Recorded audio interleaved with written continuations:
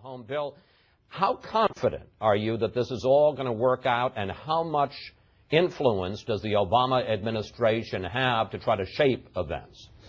Well, confident would be an overstatement, I think. It's the Middle East, after all, so you'd have to be foolish to be confident that anything would work out too well, and revolutions do often go off the rails for various reasons. Having said that, I think basically for the last 3 or 4 weeks, the skeptics have been proven to be too skeptical. The naysayers who've said it could never happen, it's going to be violent, his departure will mean the Muslim Brotherhood taking over the next day, or total chaos in the streets of Egypt, they've been proven wrong. And the notion that the Egyptian people have managed to pull off this democratic, peaceful removal of a dictator, and now have a seemingly pretty stable situation in the streets of Cairo and the other big cities, with a guarantee, or at least a promise, of a transition to free and fair elections, and no real sense that those elections are going to go in some terrible direction for the U.S.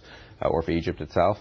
I think this may be a case where the normal worldly pessimism is too pessimistic, and the normal cynicism is too cynical, and one has a right to actually be hopeful about these developments in Egypt. On this panel, Liz, you've worked on Egypt for, what, 20 years at the World Bank and then at the State Department. How worried should we be about the Muslim Brotherhood and the possibility that they or some other Islamist radical force fills the political vacuum? I talked to a senior White House official yesterday who said that he feels that support for the Muslim Brotherhood is declining in Egypt. I think the Muslim Brotherhood is a concerning organization. I think that Jim Clapper clearly got it wrong. They're an organization. Explain who he is and what he said. The Director of National Intelligence, who said they were a secular organization in his testimony, later clarified, but nothing could be further from the truth. So they are concerning. They are not democratic, and I think we as a government need to be clear about the fact that they don't uphold basic human rights and notions of equality for women or minorities. Having said that, however, I think that what's happened on the streets of Cairo is just magnificent and has been tremendously moving to watch.